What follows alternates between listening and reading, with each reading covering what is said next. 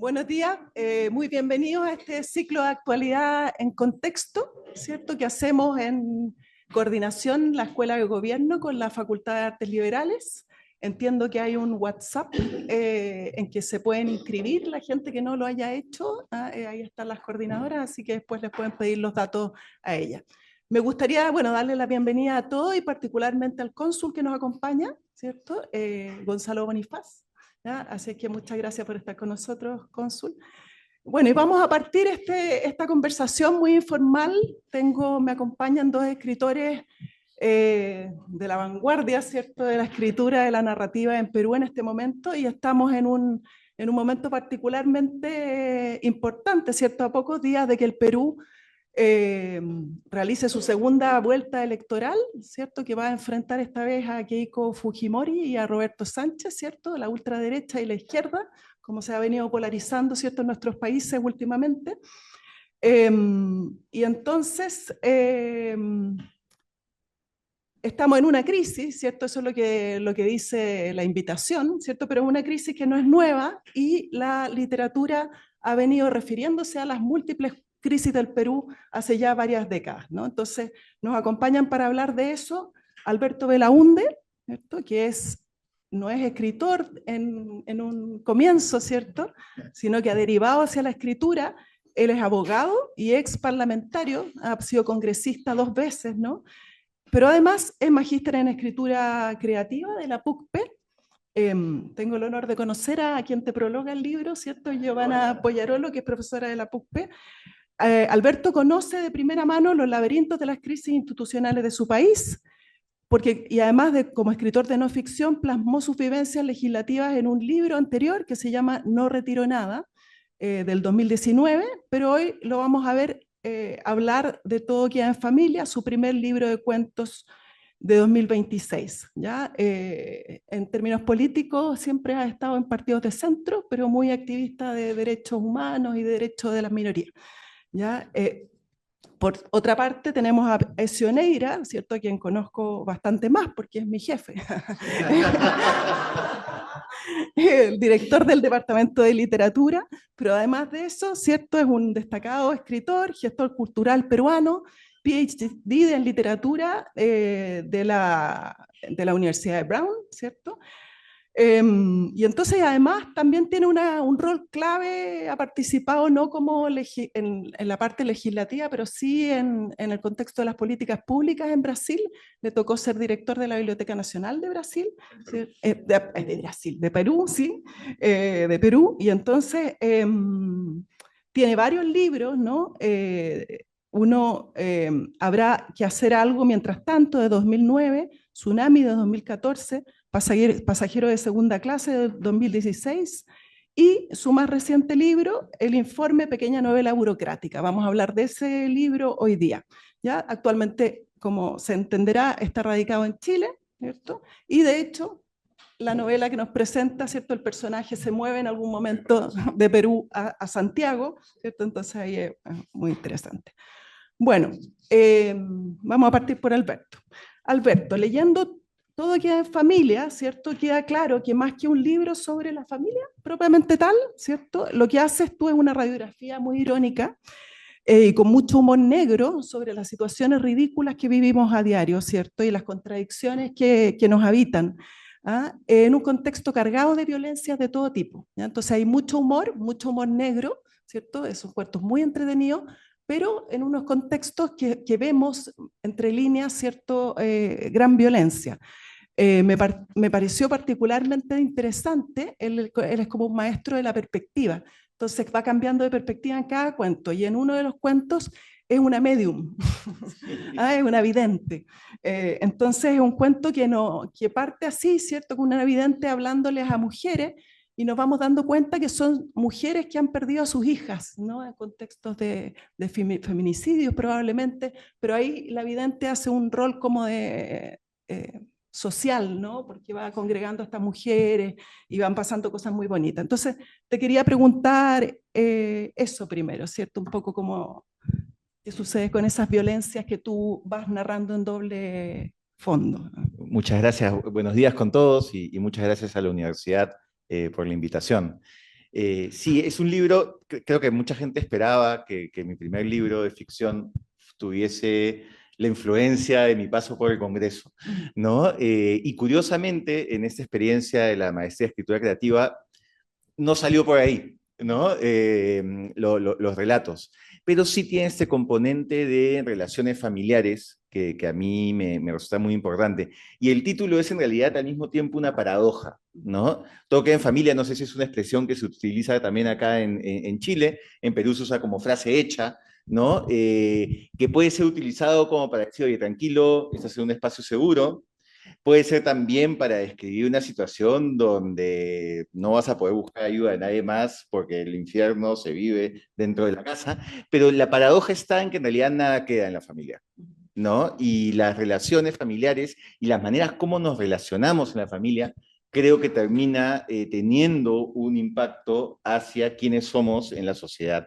Y bueno, me gusta que, que hayas encontrado el humor, porque yo sentí que era un libro que tenía humor y cuando mi hermana terminó leyendo me dijo, oye, qué triste escribes. Que fue una crítica inesperada.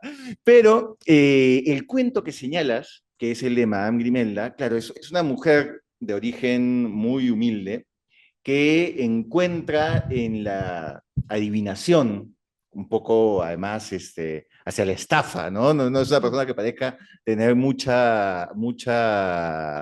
don, si uno cree en esas cosas, pero encuentra un nicho en el mercado, ¿no? Que son efectivamente las mamás de las mujeres víctimas de feminicidio, que han desaparecido, ¿no? Y lo que hace el cuento en realidad te habla de un Estado ausente, las pocas pinceladas que uno ve del rol de la policía y tal es simplemente para garantizar que nada pasa.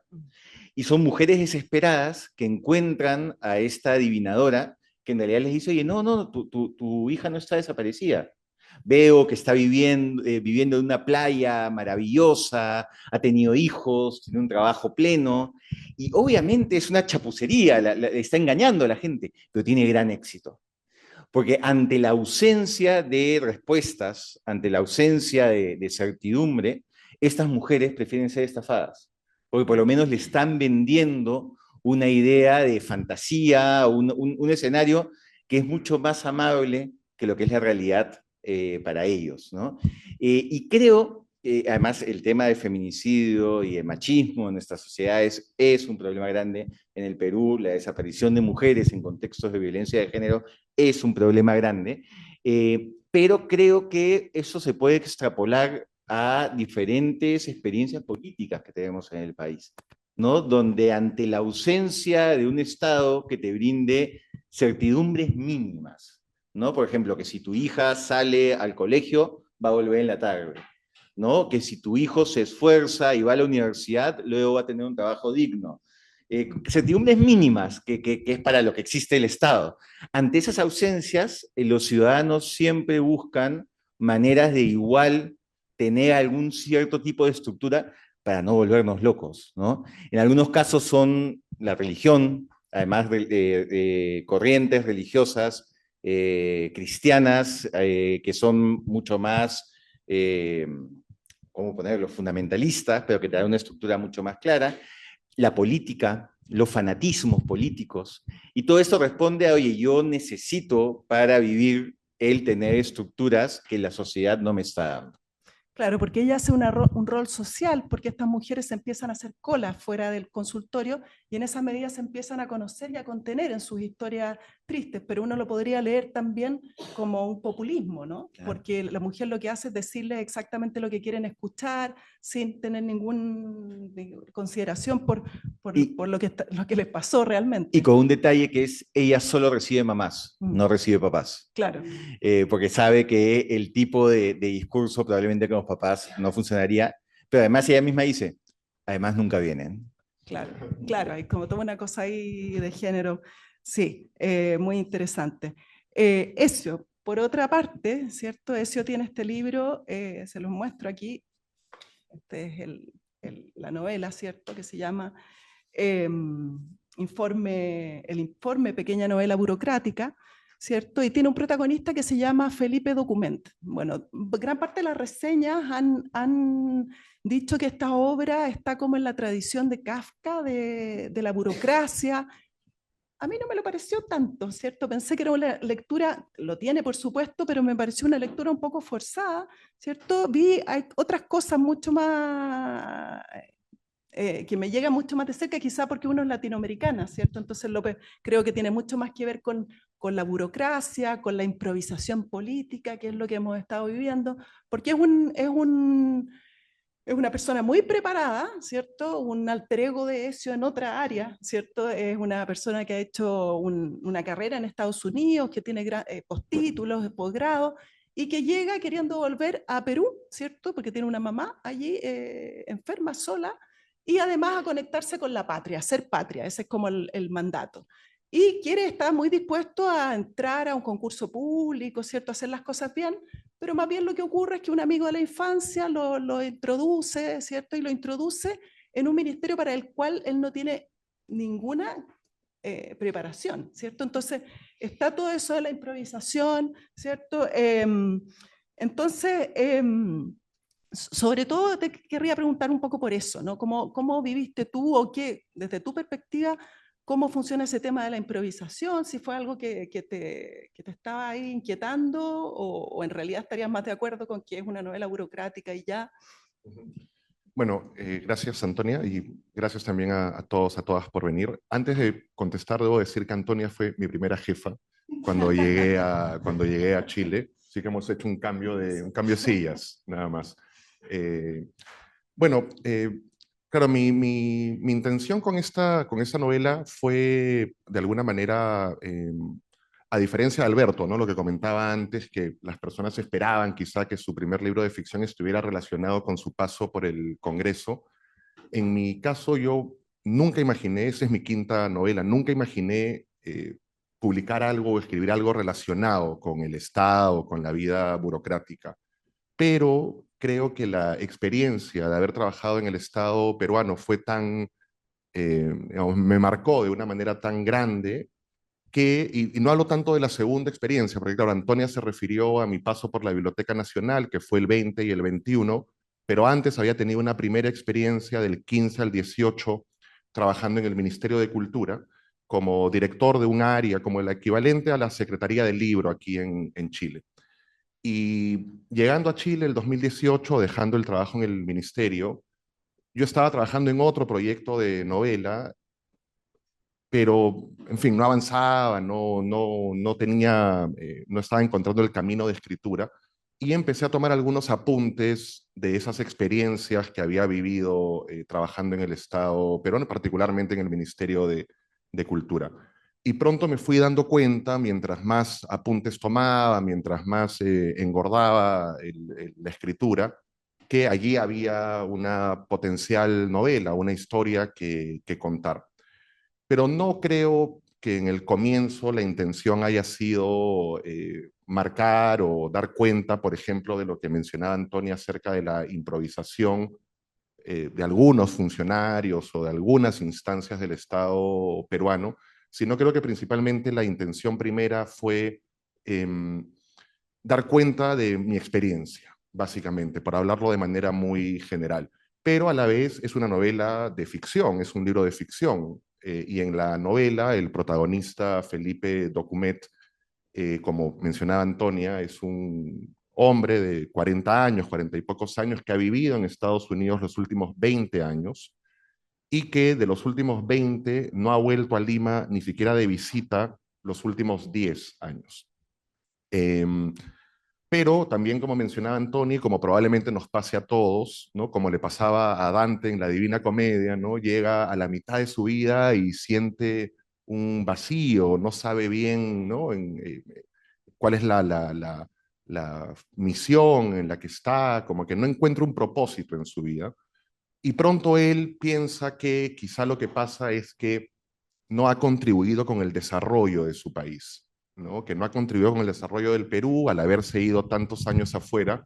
Entonces tiene la idea, buena o mala, habrá que verlo, de buscar trabajo en el Estado peruano para, desde el Estado peruano, poder contribuir con el desarrollo del país. Entonces, como comentaba Antonia, claro, el primer trabajo que le ofrece este amigo es en el Ministerio de Cultura, pero pronto al llegar a Perú, él está esperando que lo nombren. Claro, los nombramientos en Perú, acá debe ser igual, aparecen en el diario oficial, ¿no?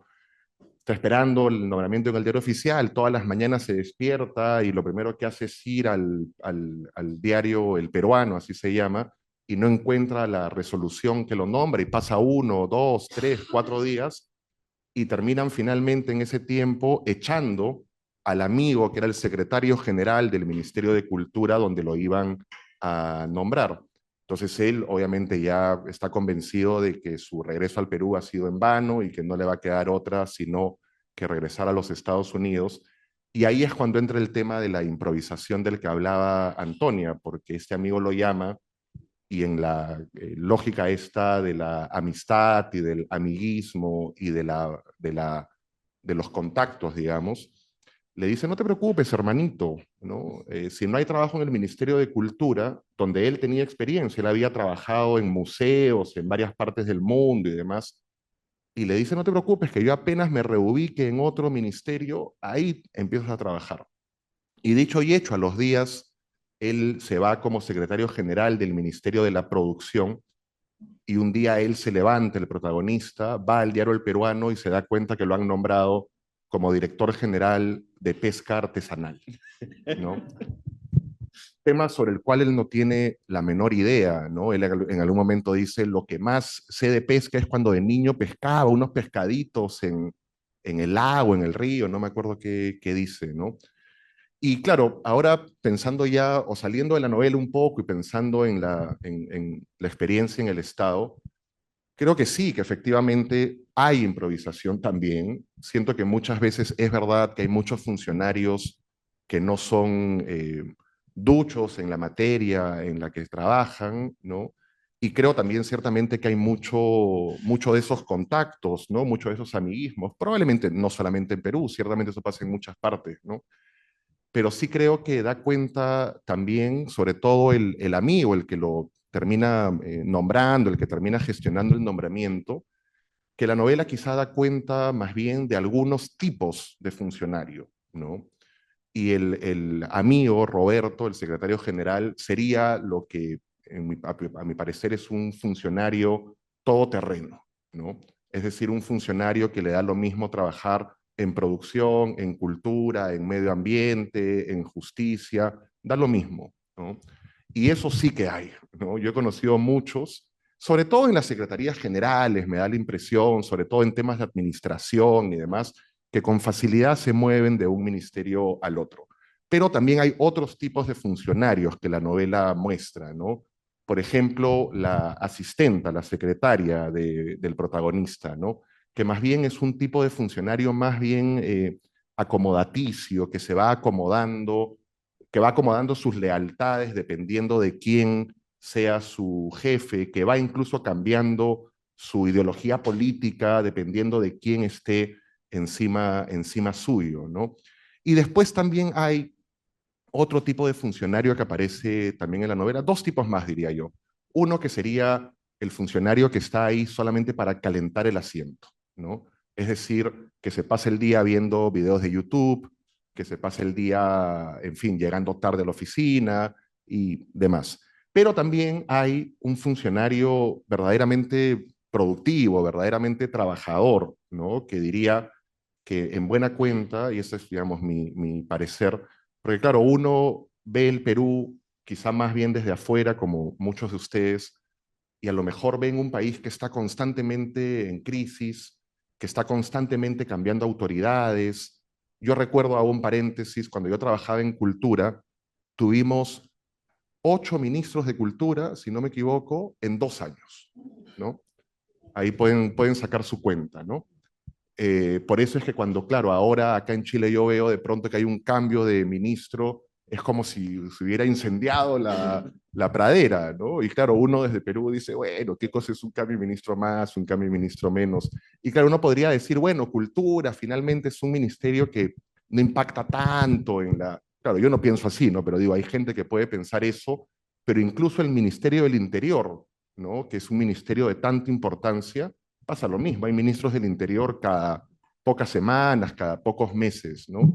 Entonces, creo en el medio de toda esta crisis que en parte, si el Estado peruano sigue avanzando a pesar de todo, y si las políticas públicas, muchas de ellas siguen siendo implementadas, es en buena cuenta por este último tipo de funcionario que estaba hablando, ¿no? Que es más bien un funcionario más bien de rango medio, ¿no? Los especialistas, algunos directores de línea, que sí han sido capaces de mantenerse muchas veces en el puesto por muchísimos años, ¿no? Y creo que en buena cuenta, repito, si el Estado peruano todavía funciona y avanza, o parte de él al menos, es sobre todo por esta mesocracia de la función pública, ¿no? Claro. Y además, perdón, Sí, obvio. para meterme Sí. meter mi cuchara, creo además que hay dos islas de excelencia en el Estado peruano que han permitido que, digamos, el país prospere, que el crecimiento económico se dé en estos años, pese a esta crisis constante. Uno es el Banco Central de Reserva, no solo por su presidente, a quien queremos mucho, y es una persona muy, muy solvente, pero la carrera en el Banco Central empieza con el chico que estudia economía y postula a la Academia de Verano del Banco Central. Y entran solo los mejores estudiantes de economía. Y después de la Academia de Verano, los mejores de la Academia pueden quedarse y empezar una carrera que saben exactamente cuántos años va a tomar y cuáles son las diferentes posiciones que pueden ir teniendo. Entonces hay una predictibilidad y una meritocracia que está ausente en otros espacios, pero que en el Banco Central, que es clave para la estabilidad económica del Perú, ahí sí funciona muy bien. Y el otro, y no lo digo porque esté presente nuestro cónsul, la Academia Diplomática del Perú. También es un espacio donde está muy clara la meritocracia, muy claro, muy predecible lo que te puede pasar a ti como funcionario. Entonces, son dos espacios donde, claro, pueden cambiar las cabezas, puede haber varios cancilleres, pero sabes que no va a... Y en el caso del BCR, probablemente el señor Julio Velarde ya pase a retiro después de 20 años, no va a cambiar, salvo que pongan un directorio terrible, pero no debería cambiar las políticas macroeconómicas de Perú o la estabilidad monetaria, porque simplemente hay una institución de fondo. Lo interesante del libro de ese es que, claro, he mencionado dos excepciones, y en otros lados lo que hay es un permanente incendio donde afortunadamente hay algunos bomberos en cada institución, ¿no? Bueno, pero como yo no soy diplomática, ni estoy aquí en ese rol, y creo que la literatura, ¿cierto?, lo que hace es mostrar cosas que se arrancan, ¿no?, de los contextos que las vieron, digamos, y puede volverse, como decíamos al principio, una novela que nos hable sobre la burocracia y se ponga en una genealogía en que hay un autor checo, ¿cierto? Nos hablan universalmente, ¿no? De ciertas cosas y tienen esa capacidad de iluminar problemas que nos interpelan a todos nuestros países, ¿cierto? Y que a veces son comunes, ¿no? Que los podemos detectar todos. Entonces tú estabas también, yo me refería a esa casta que tú identificas muy bien, ¿cierto? Pero lo que uno ve más allá de los gobiernos, incluso lo ve en otro contexto, es que también esa casta confía en que la crisis sigue, ¿cierto? Y es una condición de posibilidad para esa casta, ¿cierto? Que la crisis siga. Y entonces uno ve también ahí ciertas confabulaciones entre la gente que está ahí segundos de a bordo para que nadie prospere en sus cargos, ¿cierto? Para que los informes no se puedan cumplir, ¿cierto? Para que cambie luego quien dirige, porque entonces nos quedamos sin hacer la tarea, ¿cierto? Y entonces todo esto que tú dices de ir a la oficina a ver YouTube o de repente ni siquiera ir, ¿cierto? Es una cuestión que se hace costumbre, ¿no? Entonces eso... Sí, no, yo solamente reacciono a eso. Yo originalmente estudié sociología en la universidad y me acuerdo mucho que en esa época, los 2000, comienzos de los 2000, se hablaba de la anomia, ¿no? Y cómo la anomia en Perú parece que a veces se vuelve nómica, ¿no? O sea, lo anormal se vuelve normal, lo extraordinario se vuelve ordinario, ¿no? Y creo que en buena cuenta eso también lamentablemente, diría yo, se ha normalizado mucho. Por eso es que ya, como decía antes, cuando hay un cambio de ministro, como bueno, cambio de ministro. Cuando vacan un presidente, bueno, un presidente vacado, como si no fuera algo que debería ser considerado extraordinario, que debería ser considerada una decisión crítica, ¿no? O sea, yo creo que eso en otros países verdaderamente levantaría muchas alarmas, muchas preocupaciones, pero siento que ya, lamentablemente, después de tantos años viviendo en esta crisis constante, creo que lo extraordinario, repito, se está volviendo ordinario. Estamos normalizando cuestiones que no deberíamos normalizar, siento yo. Y en un recurso bien interesante de la novela, ¿cierto? Lo que hace Ezio es poner a todos estos funcionarios digamos, que él depende de ellos para poder hacer su trabajo, mandándose chats permanentemente, ¿no? Así como hablando de cuánto va a durar, ¿cierto? Mira, tiene cara de tonto, ¿no? Yo creo que no, ¿cierto? Entonces uno ve la predisposición de que no resulte, ¿no? El tema. Sí. ¿Mm? Sí. Combina el uso de stickers, además. En la Claro, novela, con sí. stickers, está bueno, eso está interesante, lo hace mucho más ágil. Bueno, hay una cuestión también sobre como los afectos que me llamó la atención, porque son novelas que se pueden contrastar así absolutamente respecto del tono afectivo que tienen. Los personajes de Alberto son, algunos para odiarlos, ¿cierto? Son así realmente odiables, pero otros los más tiernos que hay, ¿cierto? El primer cuento se los recomiendo mucho, es un niño que quiere ser astronauta, ¿cierto? Y que está hablando siempre del Apolo 13, ¿no? Y en esa medida, bueno, evidentemente hay una violencia solapada atrás, algo que está pasando y que desde la perspectiva del niño ni siquiera podemos ver porque él es el narrador, ¿cierto? Pero este amor por la astronomía y qué sé yo va de la mano con una mamá maravillosa que hace todo por estimular, pero que también no sabemos mucho de ella, no llegamos a saber mucho de ninguno de los personajes. Entonces, toda esa inocencia también está en este mundo, ¿cierto?, circulando. Entonces, esa ternura que me llamó mucho la atención y otros muchos personajes que siendo personajes bien curiosos, uno se encariña incluso con la medium, porque también ella, en el fondo, gracias a Dios que le salió este emprendimiento, porque estaba siempre a punto de la indigencia, ¿cierto? Estaba siempre como mucha gente en nuestros países, basta que no tenga el sueldo de ese mes para que caiga la indigencia. Entonces también es un sujeto digno de lástima y uno se... Pero por otro lado tenemos a Ezio, ¿cierto? Que el personaje es para mandarlo al psiquiátrico. Ezio, te lo debo decir, te lo debo decir. Ahí yo espero que no sea nada de alter ego, porque es una persona que no tiene un afecto en su vida, no tiene nadie. O sea, lo que más sorprende de este mundo de la soledad burocrática, si uno pudiera pensarlo, es que no hay nadie, no hay un vínculo, no hay nadie con quien se junte el fin de semana para superar esto que le está pasando, no trae amigos de Estados Unidos, no se encuentra con amigos en el Perú, no tiene pareja y tiene una mamá que está enferma y una enfermera que está diciéndole todo el día, joven Felipe, ¿cierto? Joven Felipe, por favor venga a ver a su mamita habla de usted, ¿no? Y joven Felipe, que yo lo odio en ese momento, no la va a ver nunca, no la va a ver jamás. Y eso es como que es una línea importante entonces, como un poco contrastar esos mundos afectivos que uno ve en ambos casos y a ver si nos pueden explicar de qué se trata. Bueno, me cuesta mucho odiar a mis personajes. Y de hecho, trato de no juzgar a mis personajes.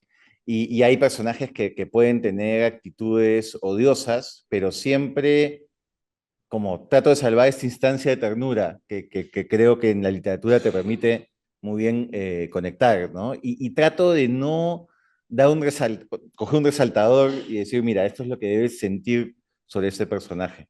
De hecho, hay varios cuentos donde lo que intento es dejar cosas que el lector intuya, pero que finalmente si tiene una lectura distinta o decide evaluar de una manera distinta al personaje, eso es labor del lector, ¿no? Por ejemplo, hay un cuento que es La mudanza, que empieza, es una voz en primera persona, es una mujer de unos 40 y tantos años, y empieza diciendo, si hay algo peor que ser pobre, es ser la prima pobre de una familia rica.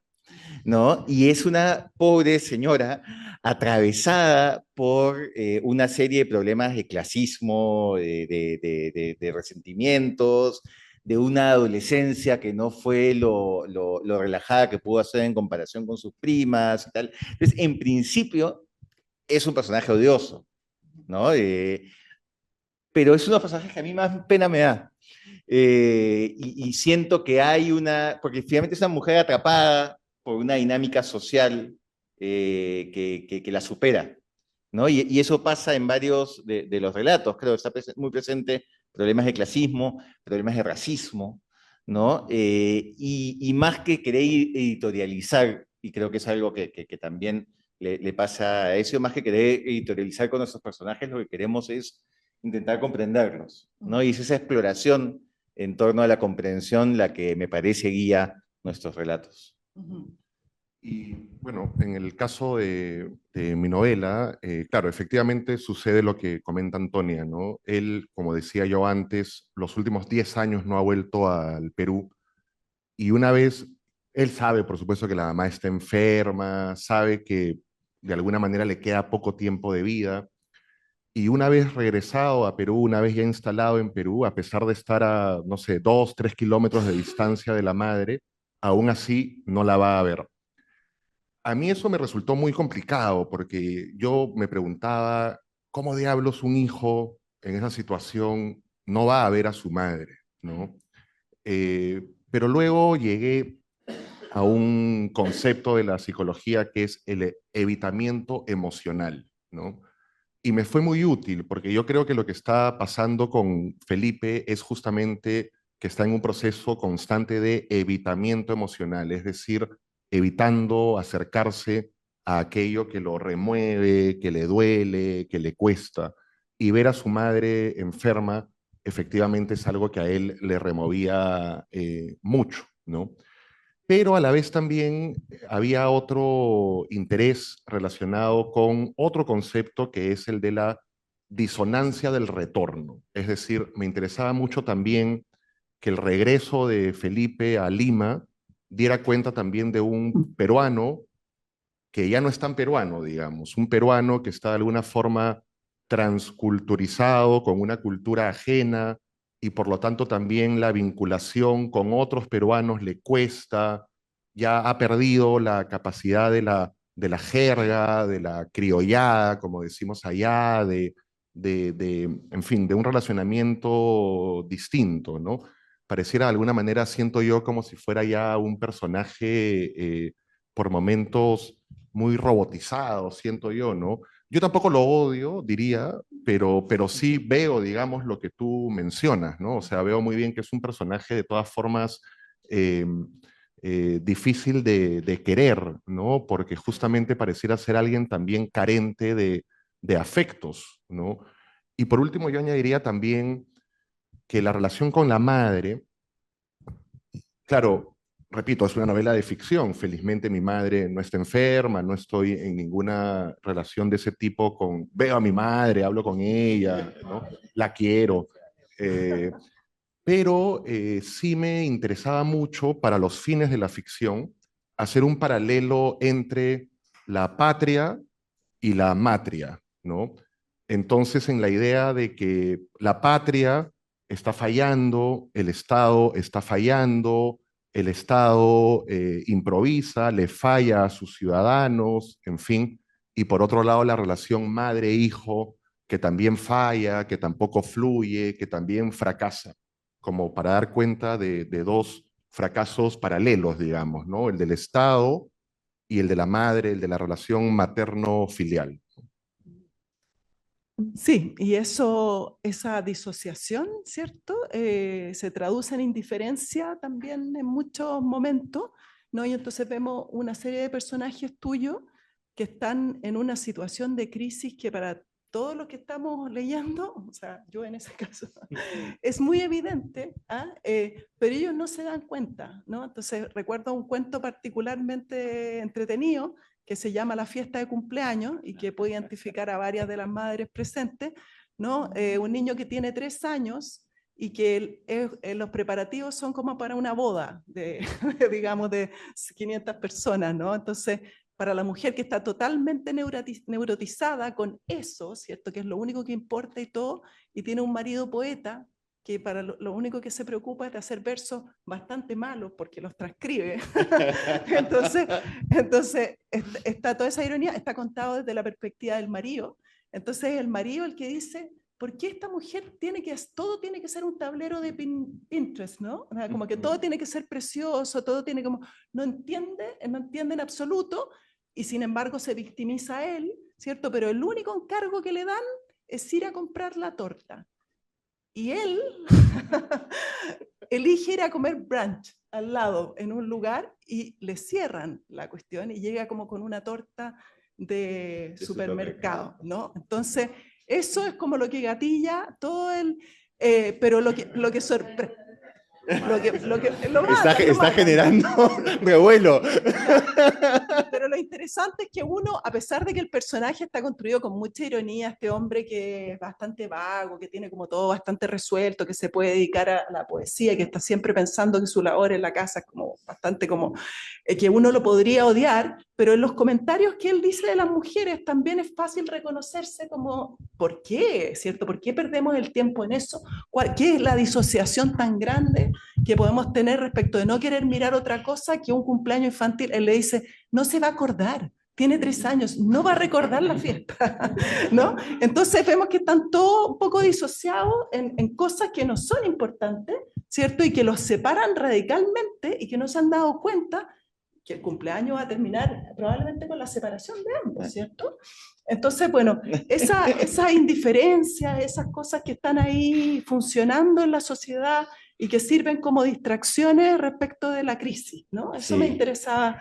Y además es, creo, la definición de narrador poco confiable, ¿no? Porque este cuento hubiese sido otro si hubiese sido narrado desde la perspectiva de la esposa o de la perspectiva de los hijos, ¿no? Yo he decidido narrarlo desde la perspectiva de él y soltar algunas reflexiones iniciales que te haga decir, oye, tal vez tenga razón, no me incomoda estar al costado de este hombre mientras me cuenta esa historia.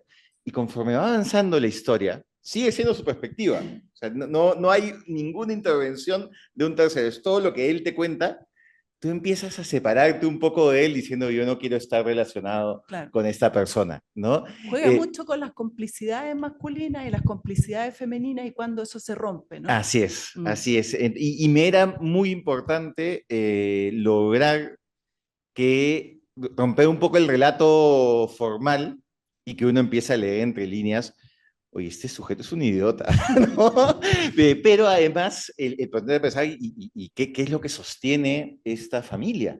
¿No? O sea, ¿por qué siguen juntos? Y esa es una exploración que me interesaba. Y me interesaba también, digamos, todos los cuentos está atravesado por la idea de relaciones familiares, ¿no?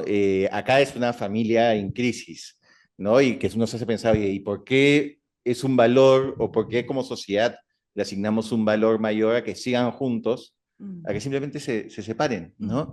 Pero hay 2 relatos donde hablo de la familia desde la ausencia de la familia, que me interesaría también mencionarlos. Uno de ellos es el de vecindad, que son, básicamente ocurre un suicidio en un edificio y es cómo reaccionan los vecinos, con una indiferencia que además está permeada incluso en la manera como está narrado, ¿no? Ahí no hay familia, ¿no? La comunidad cercana a ti no necesariamente es una familia, ¿no? Y hay otro que es el relato de...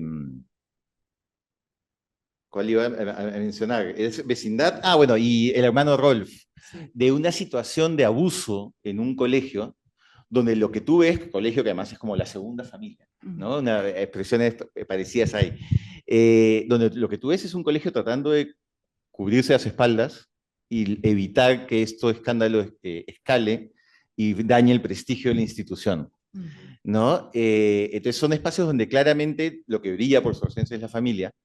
Y por el contrario, hay relatos como La Reina del Atlantis, que son mujeres trans muy precarizadas en trabajo sexual clandestino en el centro de la ciudad, donde tú ves las relaciones de afecto entre ellas y dices, oye, esto es algo muy cercano a una familia, si no es que es una familia, ¿no? Entonces me interesaba desde espacios muy cotidianos y de situaciones que suceden en el mismo día, insertar estas reflexiones sobre si lo que tenemos al frente es una relación familiar, si es una buena relación familiar o no, y qué valores hay detrás, ¿no? Sí, y curiosamente yo creo que es el que más me sirvió para conectar ambos cuentos, o sea, novela y cuento, porque dentro de ese hermano Rolf, que es un colegio religioso en el que claramente hay un abuso sexual de un niño, pero todo eso pasa por una institucionalidad, ¿cierto? Que es muy burocrática de alguna Sí. forma, y el niño se da cuenta que está entrando a un mundo del cual no puede escapar, no tiene las herramientas porque funciona solo. Sí. ¿Cierto? Hay como gente que se va cubriendo, esto va a ir por este camino, este por el otro, ¿cierto? Entonces es como un niño sin tener ninguna de las herramientas, un poco perdido como el personaje, ¿cierto? En una institución que ya está armada así de ayer y para siempre, ¿no? Sí, y ahí digamos, esa historia evidentemente sale de una experiencia que tuve en el Congreso, donde yo presidí una comisión investigadora sobre la problemática del abuso sexual de menores en organizaciones. Entonces vimos temas de colegios, vimos este grupo sectario de ultraderecha católica, que era el Sodalicio de Vida Cristiana, que también tuvo presencia aquí en Chile, y otro tipo de casos, y uno lo que ve en este tipo de situaciones que garantizan una impunidad de varios años, es que termina primando lógicas institucionales del piloto automático, del no complicarnos, del no saber cómo lidiar con esto. Y, por ejemplo, en el cuento, una de las voces que nunca se escucha es la voz del niño. Uno escucha la voz del director, la voz del narrador que te cuenta qué ha pasado, pero el niño no está presente. Y es algo que suele suceder cuando una institución tiene que enfrentar este tipo de situaciones tan complicadas, ¿no? Se olvida que el centro debería ser la víctima o el sobreviviente. Y en ese cuento de las mujeres trans que tú mencionas, ¿cierto? Que está esa afectividad de una familia, pero termina enredada, ¿no? Ahí la policía que no actúa en el otro cuento, aquí claramente no la vemos actuar, pero va a actuar, ¿cierto? Sí, sí, es interesante por qué aparece el Estado en los relatos, ¿no? Y nunca está del lado de los ciudadanos, ¿no? O es una ausencia, ¿no? Como en el caso de Madame Grimelda, o es una presencia represiva que lo que está haciendo es destruyendo los sueños de este colectivo, ¿no? Sí. Y una cosa que me impresionó del personaje de Ezio, o sea, que no terminé de entender, pero me encantó cómo estaba hecha, es que este personaje cuando llega a su casa, es una casa que se le mueve, ¿ah? Como que él ha dejado las cosas en algún lugar, no es una historia de terror en absoluto, pero llega y las cosas que estaban en el almacén, digamos, aparecen en el baño, por ejemplo, ¿no? O como ve sombras, escucha ruidos, ¿no? Entonces, toda esa cosa de lo espectral que está ahí también trabajada y tan insinuada, porque nunca llega a pasar un límite que no sea el que te permite seguir leyendo esto como una historia burocrática, pero va imprimiendo un efecto. Entonces, sí, ¿con qué sentido lo pensaste tú? Creo que lo que pasa es que, claro, cuando uno escribe, bueno, yo no escribo cuentos, así que no hablaré de escribir cuentos, pero cuando mi experiencia escribiendo novelas, las novelas pasan por muchas versiones, ¿no? Hasta que uno encuentra una versión que más le satisface. Y en un momento la novela era más bien una novela como de un terror en esa dirección, un terror psicótico, digamos, ¿no? Un terror onírico psicótico, ¿no? Y había algunas partes en esa línea que me gustaron mucho, o me gustaban cómo quedaban, ¿no? Pero claro, luego la novela terminó mutando hacia lo que finalmente es hoy en día, que no sé cómo calificarla, pero hay quienes la califican como realismo burocrático, quizá podría ser una categoría, pero me gustaba la idea de mantener ciertas disociaciones con la realidad, ¿no? Porque yo creo que más que la casa, o sea, no es que la casa no esté en movimiento, efectivamente está en movimiento, como dice Antonia, un día el personaje está buscando el azúcar donde debe estar, no la encuentra y de pronto la encuentra en el baño, ¿no? Por decir algo. O cuando está en Chile, también viene a Chile por trabajo, a una reunión de la Alianza del Pacífico y no encuentra su pasaporte y de pronto el pasaporte está debajo de la almohada en la cama que tampoco entiende cómo así está ahí. Entonces creo que principalmente era mostrar ciertas disociaciones con la realidad, una realidad como pasa muchas veces con los brotes psicóticos. Por ejemplo, cuando uno piensa en los brotes psicóticos, piensa que los brotes psicóticos son siempre propios de la gente que tiene una estructura de personalidad psicótica, pero muchas veces incluso estructuras neuróticas podemos tener por momentos algunos pequeños brotes psicóticos, algunas disociaciones de la realidad, que no, digamos, no es nada tan extraordinario, digamos, ¿no? Tan raro. Entonces quería dar cuenta de eso, ¿no? Como de momentos en donde él mismo está disociando con una realidad que no le satisface, una realidad que critica, una realidad que no le gusta, una realidad donde no quiere estar finalmente, ¿no? Y también hay una parte en la novela, por cierto, donde se incorpora, o sea, hay varias partes, 5 si no me equivoco, donde uno puede, la novela está narrada en tercera persona, ¿no? Pero hay algunos capítulos en primera persona que son los sueños de él, ¿no? Es decir, uno puede acceder a 5 sueños del protagonista, ¿no? Entonces, creo que también insertar estos sueños era una forma, así como las otras disociaciones de la realidad de las que estábamos hablando, creo que también era una forma de dar cuenta del mundo interior, del mundo psíquico del protagonista, ¿no? No solamente de la realidad real, de la neurosis en la que está él y probablemente todos en mayor o menor medida, sino también permitir que se muestren estas disociaciones con una realidad, repito, que no le satisface en absoluto y que además él quiere cambiar, pero que prontamente se da cuenta que no puede cambiar, ¿no? Sí, y a tu personaje lo que más lo agobia es que no tiene que una tarea, una misión, ¿cierto? Que él se toma muy en serio porque a pesar de no saber nada de pesca, ni tiene el imperativo de construir un informe para una cumbre que se va a llevar a cabo, ¿cierto? En el que tiene que tener todo tipo de datos, datos que todas las unidades para las que debieran proveerle esa información le niegan porque no las tienen aparentemente, ¿cierto?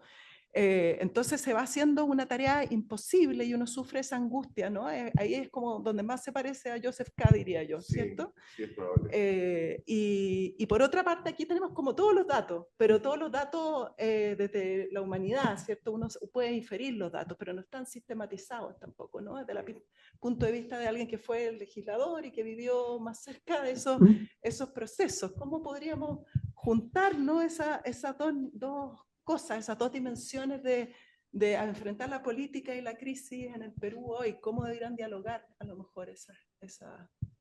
Creo que hay un ejercicio de empatía que te da la literatura que necesitamos a gritos en la política, ¿no? Me parece, digamos, siempre las tecnologías han influido cómo funciona una democracia, ¿no? La creación de la imprenta permitió este ejercicio absolutamente innovador de la democracia en Estados Unidos, el debate constitucional y tal.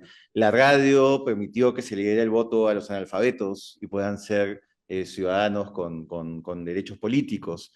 La televisión insertó la comunicación política como marketing en las carreras de una manera, las carreras presidenciales de una manera que no había sucedido hasta ese momento y permitió además que los candidatos llegasen a mucho más gente en simultáneo. Internet y particularmente el fenómeno de redes sociales creo que está generando también cambios estructurales en cómo funciona nuestra democracia.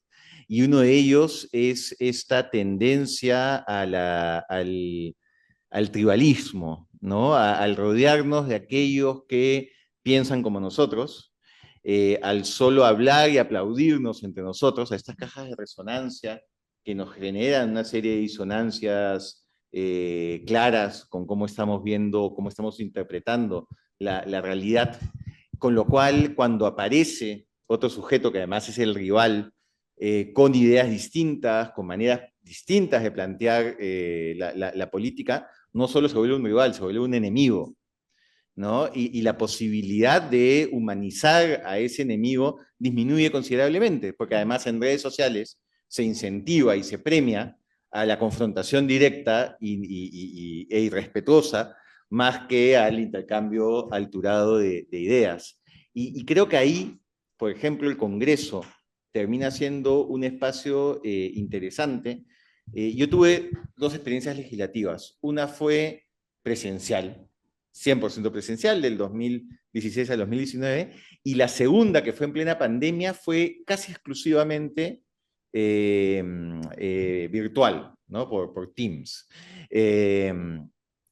Y la diferencia de relación entre nosotros como colegas fue radical. O sea, en la primera había espacio para tú descubrir al ser humano que había al costado, ¿no? Porque, digamos, llegas temprano, te estás preparando un café antes de la sesión de la Comisión de Justicia, viene este congresista con el cual te has peleado muchas veces en televisión, en redes, y descubres que los dos son del mismo equipo de fútbol. Entonces, hablando del equipo de fútbol, oye, qué mal está yendo y tal, y sale el dato de que su papá es del mismo pueblo de tu abuelo. Ya la siguiente vez que debates con él, digamos, no es que vamos a pasar a ser grandes amigos, te cuidas un poco más en las palabras que utilizas. En el segundo congreso solo tenías la persona política.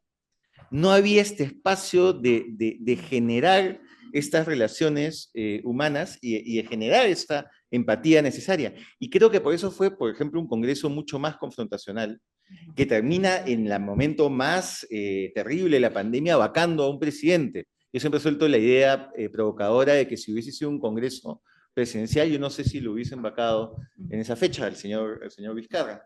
Entonces creo que la literatura podríamos sacar esta necesidad de volvernos más humanos en la política, ¿no? Y eso pasa por tratar de comprender al otro, de dónde viene, cuáles son los puntos en común, que incluso puede estar camuflado en un lenguaje distinto, pero igual, las ideas base tal vez están ahí para poder construir consensos, porque yo creo que no hay democracia que sea sostenible en el tiempo, en cualquier país, con el nivel de confrontación al cual está siendo sometido hoy todos por las dinámicas generadas por la manera como nos estamos comunicando. Sí, totalmente de acuerdo. No, y en el caso de mi novela, claro, la novela se llama El Informe porque al personaje le encargan la escritura de un informe, como mencionaba Antonia, ¿no? Y claro, a mí me da la impresión ahora que ya pasó un tiempo de publicación y que además ya he escuchado lecturas de personas diversas, que el protagonista de alguna forma se vuelve escritor, ¿no? A pesar de que no tiene interés por la literatura, de que tampoco escribe propiamente ficción, pero sí me parece que con el transcurrir de la novela, de alguna forma, él se va volviendo escritor en el sentido de que tiene que empezar a hacer ficción con el informe que está escribiendo, ¿no? Tiene que empezar a inventar datos, tiene que empezar a suponer, a inferir, ¿no? Pero nunca referido a data verificada, ¿no? Pero a la vez también creo que eso responde un poco a mi propia experiencia en cultura, en el sector cultura, que es el sector que más conozco, que sí siento que en Perú al menos es un sector donde hay mala información, ¿no? Donde no se ha hecho un trabajo serio, digamos, de compilar información, de tener indicadores de calidad y demás. Y eso, por ejemplo, a mí me resultaba muy evidente cuando me tocaba ir a reuniones al Ministerio de Economía a pedir más recursos, a pedir más plata para promover lectura o para cuidar el patrimonio en la Biblioteca Nacional, lo que fuere. Y era como hablar otros idiomas, era como si ellos hablaran hindi y yo hablara, no sé, ruso o lo que sea. No nos entendíamos, éramos dos, eran dos lenguajes completamente distintos. Pero eso no significa que no sea posible tener un traductor, digamos, para poderse entender, ¿no?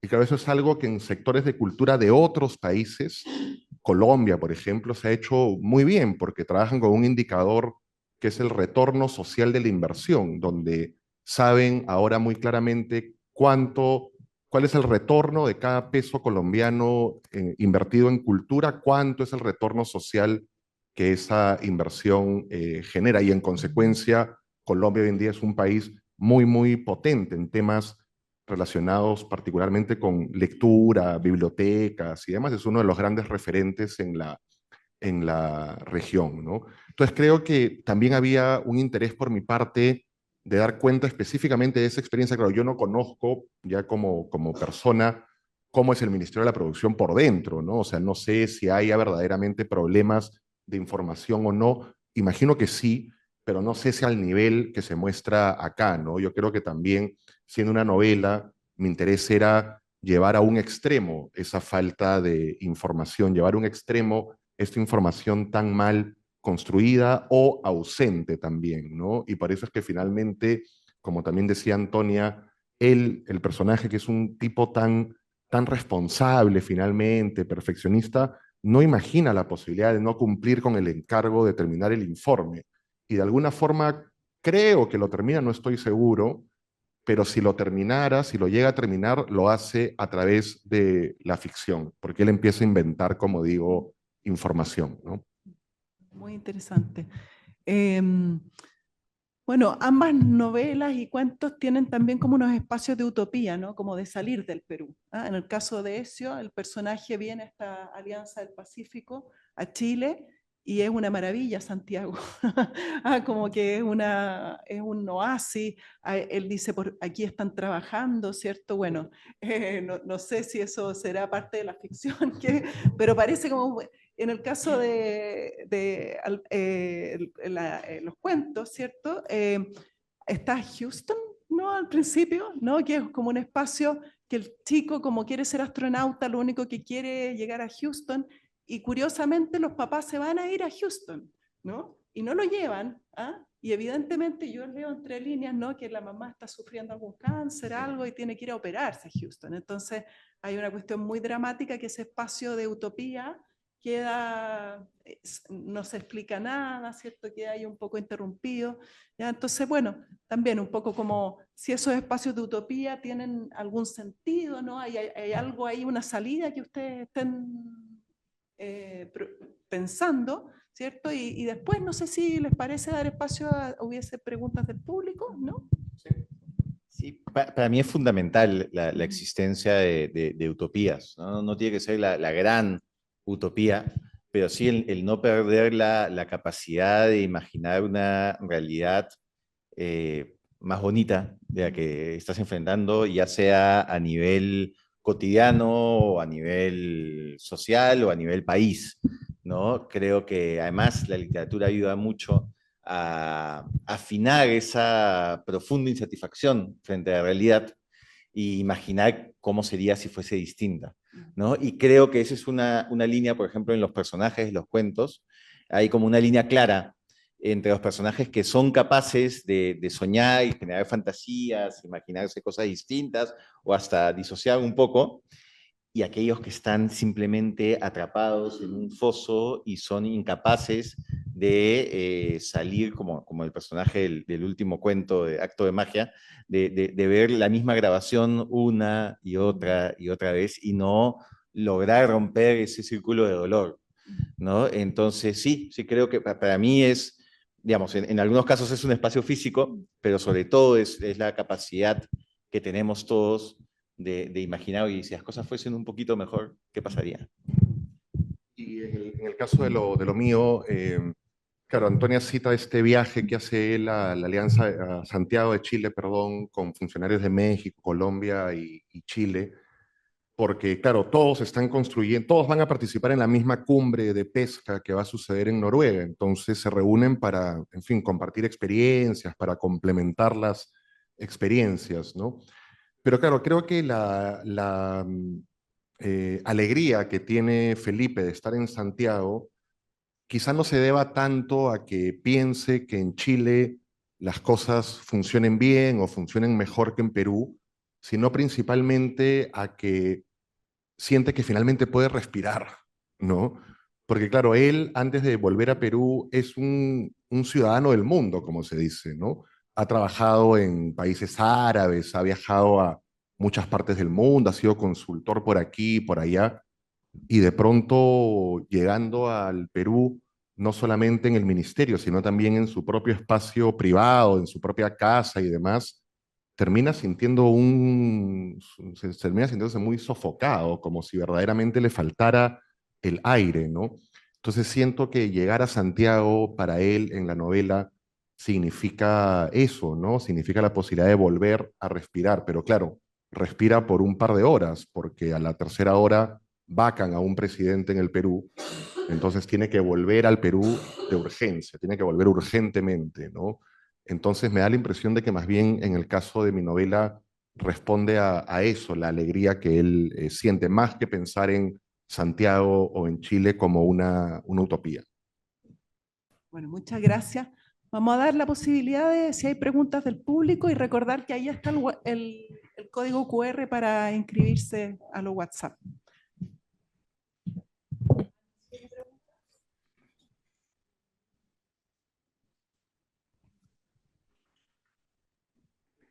Sí, hay una pregunta ahí. Espérame.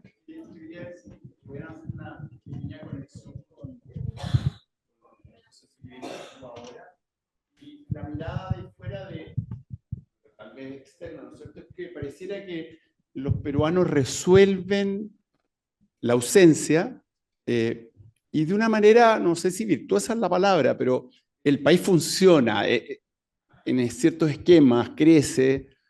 Entonces, si no le ven un lado positivo del punto de vista de pensar que la única desafío de salir adelante en estas figuras medias utópicas o de la forma de abordar es que tienen que ser más autosuficientes, porque no esperan en el fondo nada, y pareciera de la mirada afuera que, no sé, lo voy a decir así, como circo, digamos, que allá afuera, pero como que no importa, o sea, uno viaja al Perú y uno ve que ese Perú, claro, depende de donde circula en Perú, pero no sé si hay un lado como más positivo, eso tal vez sería mi pregunta, y que a lo mejor el rescate de esta figura literaria de alguna forma también, no sé, está presente. Bueno, hay un dato que no es menor, que es el 70% de la economía en el Perú es informal, ¿no? Y yo diría que eso además explica muchas de las dinámicas políticas. Creo que hay una instalación de la informalidad como mecanismo de socialización a nivel país. Y claro, eso en algunas cosas podría resultar atractivo para una mirada más libertaria, individual, pero rápidamente se le ve las costuras, ¿no? Rápidamente se ve las limitaciones, ¿no? Una de ellas, por ejemplo, es el tema de inseguridad. Digamos, el Estado es el llamado a brindar seguridad básica, ¿no? Que no te maten camino a tu trabajo porque el microbusero no pagó el cupo que le exigía el extorsionador, ¿no? Cosas como muy de primera línea, ¿no? Y ahí uno ve los problemas de esa informalidad. Uno, porque la economía informal convive, en el mejor de los casos, con las economías ilegales, ¿no? Narcotráfico, contrabando, minería ilegal, tala ilegal. En el mejor de los casos convive, pero cada vez vemos más las conexiones que empiezan a aparecer con sectores muy formales de la economía, pero con prácticas informales. Pero el problema está en que esa informalidad evita también, en muchos casos, que pueda existir una salida medianamente ordenada de los problemas que van apareciendo, ¿no? Y retomo el ejemplo de los buses, que es un ejemplo real. Hay un problema de extorsión al transporte público en el Perú que es muy grande. Si no pagan una cuota diaria, los buses de determinadas líneas son baleadas y claro, no muere solo el chofer, muere también, o pueden morir o pueden ser heridos los pasajeros. Y este tema que además está muy presente en los medios de comunicación, que hay una conciencia ciudadana muy grande, ha sido incapaz de articular presión ciudadana hacia la clase política, ¿no? Porque no hay sindicatos, porque las industrias, las empresas de buses, es una industria muy informal, que concesionan la línea a conductores específicos, con lo cual, cuando quieren ponerse de acuerdo para hacer una gran manifestación y tener una plataforma única, van por separado, algunos deciden no protestar, otros sí. Entonces, no ves una auténtica presión hacia una clase política que ha aprobado todo un marco legal que hace muy difícil ir contra ese tipo de delincuencia, ¿no? Entonces hay un problema muy grande de estar siempre en una lógica de supervivencia, en una lógica individual de supervivencia, ¿no? Que además creo tiene consecuencias graves para la salud mental de la población, ¿no? El nivel de agresividad que uno siente ahora en las calles no es usual, no es algo que sea característico del ciudadano limeño o ciudadano peruano, ¿no? Y creo que tiene que ver con esta sensación de depresión y de estar absolutamente exhausto por no tener, como decía un dato, determinados temas que sean certezas para tu día a día, ¿no? Yo estoy completamente de acuerdo con lo que dice Alberto. Yo solamente añadiría que a la vez también sí siento que hay una creatividad muy grande en el Perú, ¿no? O sea, sí siento que los peruanos somos gente muy creativa, gente muy pujante, gente capaz, en la lógica de la supervivencia que decía Alberto, que suscribo, de sobrevivir a pesar de de todo este contexto. Yo a veces pienso en el peruano como si fuéramos Lazarillo de Tormes, ¿no? Porque claro, esa picaresca por la que pasa Lazarillo de Tormes, esa capacidad que tiene Lazarillo de Tormes de sobrevivir a pesar de la pobreza, de la informalidad, de la precariedad, creo que es muy propia del Perú, o del peruano, mejor dicho. Y yo creo que también lo que decía Alberto del transporte público, claro, parece Nueva York de Al Capone, ¿no? Y, y creo que es un ejemplo también de cómo algo tan extraordinario estamos empezando a normalizar, porque ya hoy en día una noticia de que hay extorsionadores que cobran cupos al transporte público ya no llama tanto la atención. O cuando uno va al norte del Perú, a Trujillo, la segunda, tercera ciudad más importante del Perú, uno se encuentra en locales, restaurantes, bares, pero también en automóviles, stickers. El sticker de un puma, el sticker de un león, el sticker de un mono. Eso significa que ese local ya pagó cupo, ¿no? Ya pagó cupo al tal banda y por lo tanto tal banda se identifica con tal sticker y a tal otra.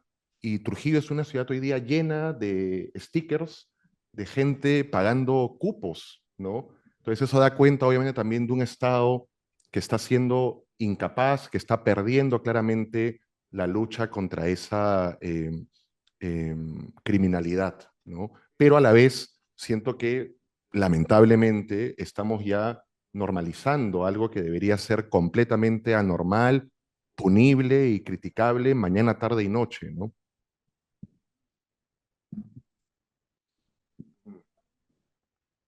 ¿Alguna otra pregunta? Sí. Gracias. Bueno, gracias. No, yo quería hacer, en primer lugar, agradecer y felicitar a la universidad por estas iniciativas, por estos espacios que hayan además traído y que hayan venido de Lima. Alberto, bueno, tú estás acá, Ezio, pero estas oportunidades de intercambios culturales, de experiencias, ¿no? Cada quien de donde viene. Y habrá que leer para las preguntas en el detalle. Te felicito a ti, Antonio, también, porque veo que has hecho muy buena la conducción y moderación del espacio. Pero me quedo con algo que, sin haber leído aún, por eso decía, pero que creo que nos debe llamar a reflexión, y es que aparentemente en las obras de ustedes, en la novela y en el cuento, están haciendo una reflexión sobre la realidad y sobre los valores que debieran inspirar y ser la base de esa convivencia en las sociedades, y que es algo al final transversal y universal, y que es algo que en los tiempos en los que vivimos tenemos que detenernos a pensar y a reflexionar mucho, porque se están desvalorizando las sociedades. Nos estamos desvalorizando, si cabe ponerlo en esos términos. Es verdad que somos una especie en constante evolución, quizás estamos evolucionando muy rápido con la tecnología en estos tiempos, y por eso felicito que haya autores como ustedes que se sientan a pensar en estas cosas, y luego que tenemos estos espacios para pensar, para tenernos a pensar y a reflexionar. Así que los felicito y agradezco nuevamente la invitación. Bueno, y con esa conclusión que es inmejorable, yo creo que vamos a dejarlo hasta aquí. Muchas gracias.